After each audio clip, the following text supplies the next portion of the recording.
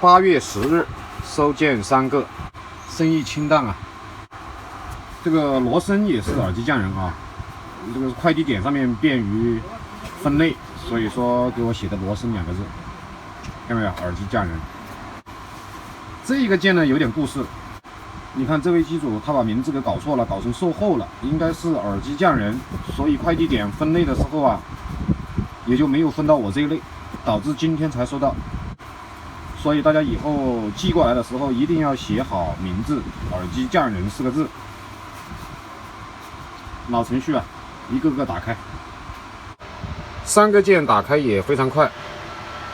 看一下啊，博士这个耳机我有点印象，就是这个音量加还是音量减，由于进水了，导致它这个操作自己操作，出现这个嘟嘟嘟嘟嘟嘟不停的声音，所以说它这个影响使用，要把这个按键排线啊把它换掉，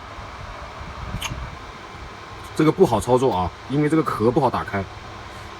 我跟机主交涉了，说外观可能多少会有一点破损，不在意就寄过来了。必死叉的问题就是梁头啊，这个不要说了，这个故障没有挑战，太简单了。